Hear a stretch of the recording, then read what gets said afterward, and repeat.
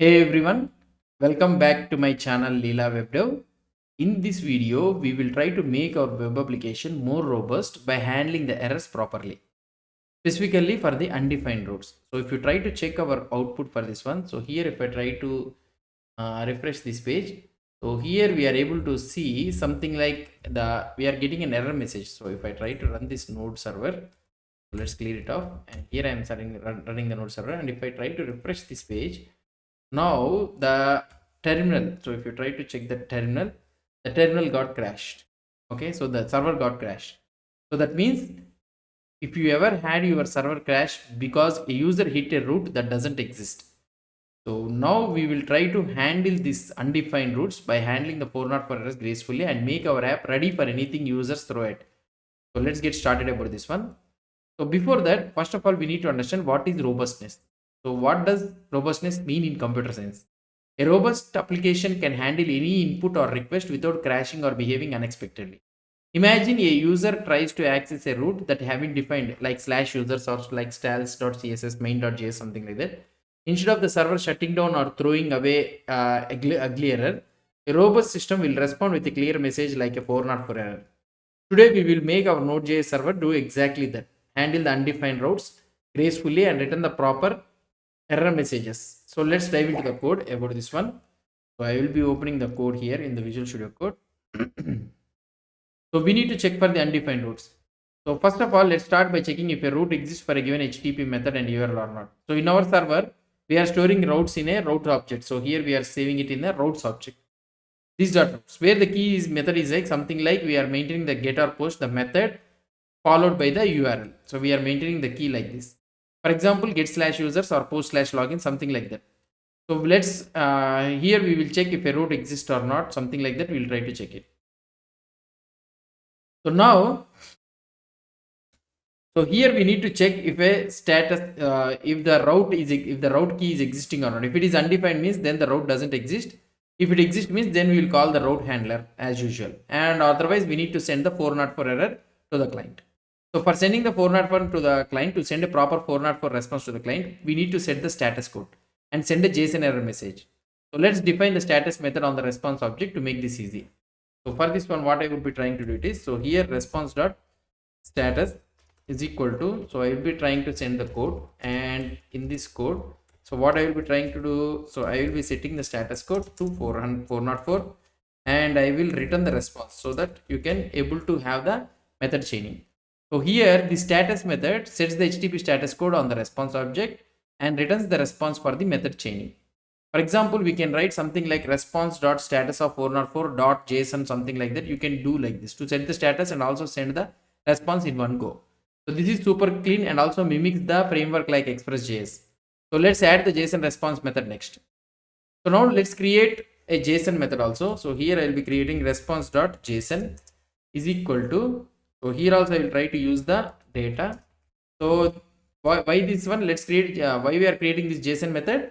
To send the JSON data back to the client. This will set the correct content type and stringify the data, since we can't send the raw JavaScript objects over HTTP. So here we got the data. So what I will try to do, first I will try to set the header, set header of content type. It is nothing but application slash JSON. So we are setting the content type, and now what we need to do, so we need to use the response dot end of JSON dot stringify of data. So if you want, you can set it like this. Sorry, here some JSON dot stringify dot like. So here we have set the content type header to application slash JSON. Then we have used the response dot end to send the stringified JSON data. This ensures that client receives a proper JSON response. For example, if we are sending error cannot get users means for an undefined route, let's put it all together now. So now handling the 404. Let's use our new methods to handle undefined routes. If the route doesn't exist, we will set the status to 404 and send a JSON error message. So that means where we need to do. So here, this is the thing. So here you will, you will try to write if route handler, it is there, then only we will try to send the route handler. Okay. or if it is not there, then what you need to do? So we need to return response. So if you want to return, you can return it or anything. So here you can return response dot status of 404 dot JSON. So we need to prepare, we have prepared the JSON, right? JSON of error cannot dollar request dot method and dollar request dot URL. Okay, that is the main thing. So here we have set this one. So if the route isn't found means we return immediately to stop further processing. We set the status to 404 and send the JSON object with an error message like cannot get users. So this prevents the user server from trying to call an undefined route handler. Which would cause a crash. Our server is now more robust. So now let's try to see the output. So here I will be trying to run like this. Now let's try to see the output. So running this output, how it will behave. Let's try to see. So if I try to send this like this, so here this time we are able to see the response for this one. So here we are able to see the response and everything we are able to see it. But if you try to see the the terminal, what will happen? The terminal still it is in crash. So it is working as long as you might be wondering, what if we want to send a huge JSON object? For small JSON object, our JSON method works fine because it is smaller than the stream's high watermark, the internal buffer size of the response stream. Let's log a comment to clarify this one.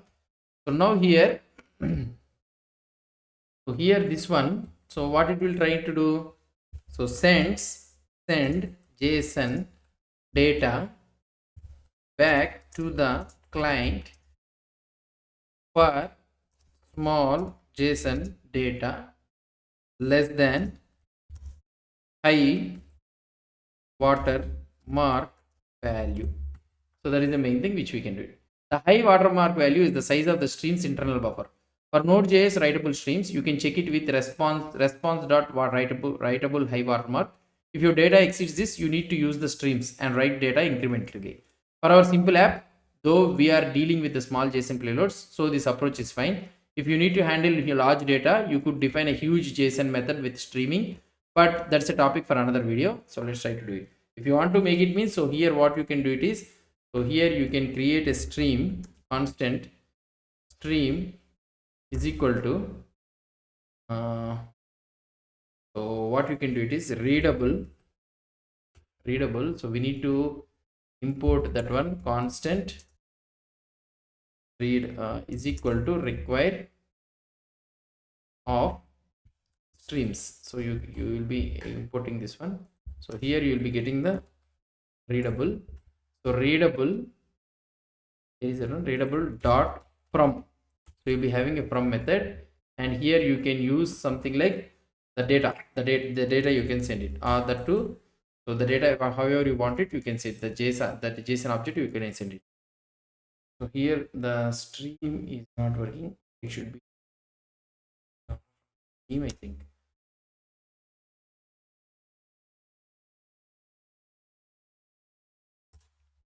Okay.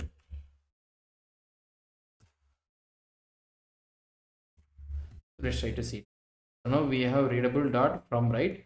So from here, so here what you can do, constant JSON string is equal to JSON dot stringify of data. You are having the data, and here you can send the JSON string. That's it. So now here what we can do, so we need to send it to the response. So see, this one is the readable stream, right? Stream dot pipe of response. So now here we are handling the thing also. So fine. So now we are handling this one using the streams data. So before that we can use it like this also. This one is fine. So now let's try to test the server. So now here let's open our terminal, and here I will be stopping it and I am running it again. So now let's test our server first. I will restart the server. So here let's go to our thing. and let's refresh this one. So hopefully this one is working fine without any problem. So now let's try to check the let's try to set up a post request to the login. So up to now no crashes, nothing. So let's try a post request to login in Postman. We haven't defined this route yet. We should get a 404 error, and there it is, cannot post login, something like that. So let's go to our code in the Postman. So here I am trying to 4060 login, and the post request I am trying to make it, and let's try to see the send data. And now what is the output? We got it. So here cannot post login, and we are getting 404 not found. That is nothing but the code which we have written, undefined row. So let's try to define these all the undefined routes so that it can able to access it, like styles.cs, main.js, and all those things. So let's go to our code. So where is our code? Here, and in our server.js file. So here let's try to write it Leela js dot route of get comma, and here styles dot css, and here I will be using request comma response, and in this one response dot send file, and that should be something like public slash styles dot css. Okay, and here you will be having text slash css. That's it. And in the same scenario, Leela js dot route of get, and whoever access the main.js file, here I will be having the request and the response, and in the same scenario response dot send file. So there is no need to send the status code. So if you are not sending this, by default it will be 200 only will be sent. So public slash main.js, and here you'll be having text slash javascript.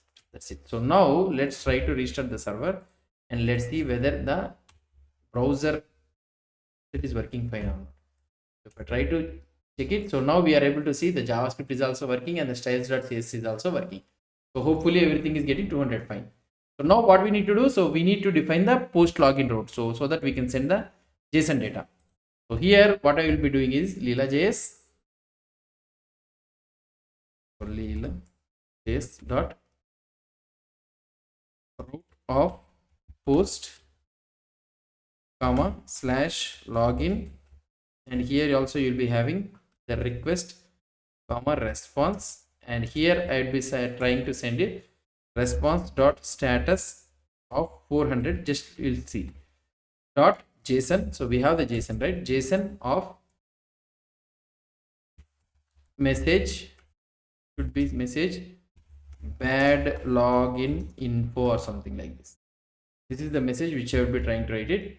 Now here we are serving style.js, script.js, and login everything. So we are simulating it with a bad request.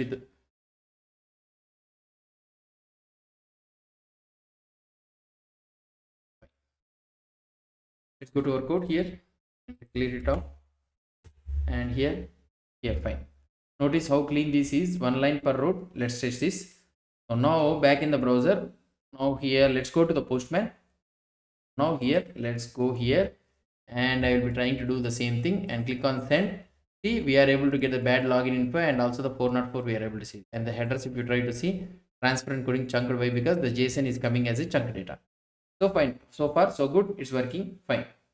So that is the thing. So before that we used to have if you try to see our code, so we used to have something if statements for every route, checking request.method, request.url, all those things. Now with our Leela.js framework name, so because these all the things, whatever the things is in, it is clean and maintainable and robust. So this one is clean and maintainable and robust, and also no more crashes from the undefined routes, and we can easily add new routes without repeating ourselves. That's it guys about this one. So this is all about the things. So hope you understand about this concept. If you have any doubts or any suggestions, please post the comments below to this video, and if you like this video, please do support me by subscribing to my channel. Thank you.